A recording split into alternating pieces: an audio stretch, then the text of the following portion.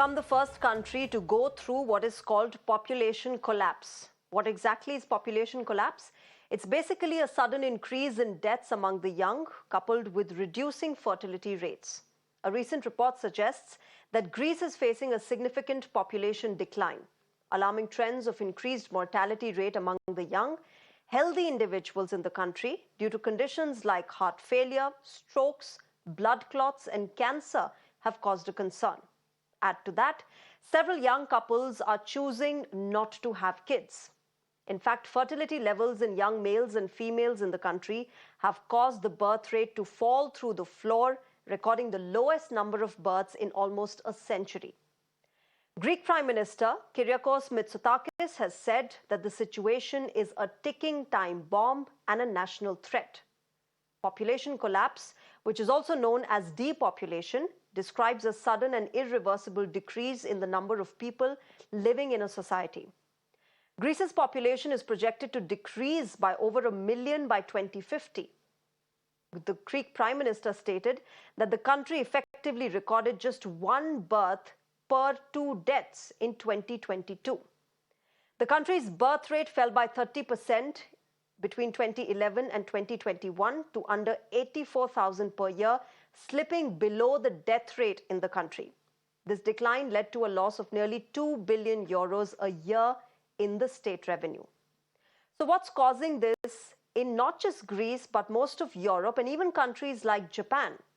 And how should India, a 1.2 billion strong nation, be moving ahead in a situation like this? To talk more on this, I'm joined by Georgios Kintsakis. He is joining us from Greece. I'm also joined by Poonam Mutreja, ED Population Foundation India. Good evening. Thank you very much to both of you for joining us. Georgios, I would like to start with you. There's this concept of population collapse, also called depopulation in your country. And the reasons that are attributed to it are two. One is young couples choosing not to have children. The other being a higher mortality rate among the young. What do you see around you? What's the general sense you get? Why is this leading to this kind of a situation? Good evening from Greece. Thank you for calling me to speak on this. Well, I would say that, as you mentioned, this depopulation is a global phenomenon. The world fertility rate has already fallen below replacement. Replacement rate is called 2.1 children. Now most people don't have those children. Yesterday a survey came out. Came out here in Greece by an opinion polling company, and there were questions about this issue. Respondents said that they would like to have, on average, 2.8 children. But in fact, we managed to have only 1.6 children. There is a huge fertility gap here. Okay. And this applies to most of Europe. In most of Europe, people would like to have more children, but that doesn't materialize. You know that Greece is a member of the European Union, and the European Union has alarmed its member countries for long for the demographic transition. Demographic transition is the case where a population cannot sustain itself, and it needs to find other ways to keep its economy going on. Clearly, which is something that Greece needs to look at, Georgios. But let me get in Poonam Mutreja on this. Poonam Mutreja, there was a point when we talked about how populations across the world are increasing and they will be a burden. But now we have the Greek Prime Minister saying that this is a ticking time bomb and that we need to do something about it, called it a national threat as well. How concerned should we be about the situation? Should we be concerned at all? Absolutely. We should be very concerned about the two trajectories the world is going in. India and many African countries will continue to grow, while countries mentioned by the panelists and many European countries are experiencing a population decline at a very fast rate. China, Korea, Japan are in as much trouble as Greece. But there are countries like Sweden, Denmark, where you have a good balance between workforce participation, women's aspirations, and the support that government and society provides to women, like childcare and so on. And let's not forget, in Greece, if I may add, apart from the financial instability, one of the big reasons for such a huge decline is the for the and the demographic challenge also comes from the fact that Greece, compared to 20 other European countries, is very patriarchal. And if you look at femicide, it has just during COVID, my colleague will know, in during COVID, femicide increased by almost 187% in just 1 year between 20 and 21. So we have to take care of women, we have to take care of childcare, we have to have men engaging more. And India needs all this too. So I'm not just pointing a finger at Greece. India needs it even more than Greece, because we will be reaching the same situation earlier than we have anticipated. In fact, I'll come to India a bit later, Poonam Mutreja. Let me understand from Georgios. Georgios, there is a concern that young couples, more and more young couples, are choosing not to have children. What is that attributed to? What kind of challenges do they see when they think of raising a child or raising children?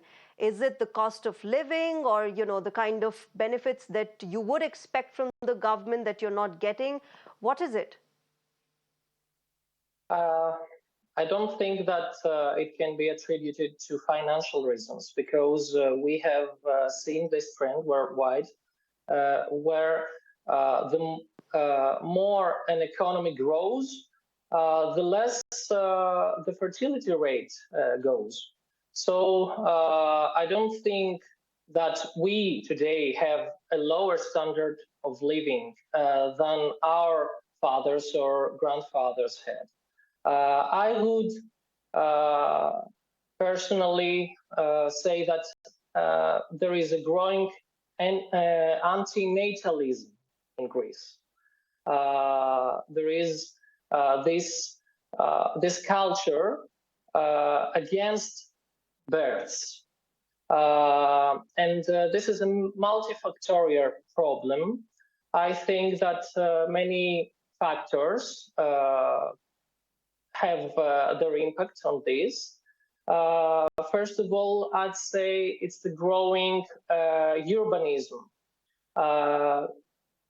Greece has seen a urbanism trend for decades, but it hasn't been halted. And we know that from surveys that the more urban someone the more urban someone goes, the closer to the downtown he lives, the fewer children he bears. And this also applies to women. So rural populations tend to bear more children. Urban populations tend to bear fewer and fewer children. Moreover, I would say that I think that is a trend that we have been seeing. Yeah. Go ahead, George. Just finish your point. The second factor that has come in, mainly during the last decade, is a neo-feminist culture here in Greece that wants to we see increasing grievances about patriarchy and all this, all at the same time that, according to the World Bank, Greece is one of only 14 countries worldwide where women enjoy full equality before law. So it seems that for some minds, the more equal women become, the more patriarchy there is. We have never seen this this amount of grievances in the past. So I think this is not helping. Okay. And there are other Clearly factors, governments need also to think about how to, deal with this sort of challenge that has emerged. But Poonam Mutreja, let me talk about the India situation, the India point. For years, we've been saying, and we've been told by the West, in fact, that Asian countries have an increasing population and that it's going to impact their resources and it's a burden. But the fact of the matter is that European countries are seeing a stagnation. They want more children, they want more younger population, they don't have that. And that is perhaps a strength that countries like India have today. They have more human power, they have more manpower, they have more resources at hand, they have more number of people to contribute to the economy. You're so right. India has this enormous opportunity, what the economists call the demographic dividend, because we have a very large population at a working age population. But the point is that we need to skill them and we need to train them. And the window of opportunity is not forever. It'll last for the next 20 years. So we need to take advantage of that. Then gender momentum, gender dividend too exists, where there are women who are having fewer children, like in Greece, but fertility is declining in India, but not at the same pace. And our government must ensure that there is a work and family life balance, and that you can provide by supporting with childcare, supporting with elderly care, so that women can work as well as have babies. Countries where men participate more, there's less patriarchy and men participate more in household work, caring for children, sharing the care. And there are childcare facilities too, in addition. There you'll see fertility rates are not as declining as drastically as in Greece or Japan or many of the other countries. So we in India have an opportunity, while our population is continuing to grow, we have this great opportunity to take advantage of our young working population. And in fact, we should train enough where we can be the supplier of a skilled workforce to other countries which are going through an absolute crisis. And thirdly, I think we have to eliminate obstacles to marriage. A lot of women are marrying later or will not marry because they wish to have careers and wish to have fewer children at a later age. Third, the states must invest resources for the financial support of additional children, which is what some countries in Europe have done. And finally, in India, we have this great opportunity where our decline is going to happen over the next 4 decades. And while there are some states like Sikkim, Goa's a union territory, 2 states like Sikkim and Goa, both of them have very low population rates. In fact, Sikkim is 1.5. We have 7 union territories. We should start rolling out our experiments in those states. And if we prepare well and learn from the lessons of countries that are in crisis, India has the opportunity to get its act together. But we have to do it fast, and we have to invest in women and women's empowerment and support to them.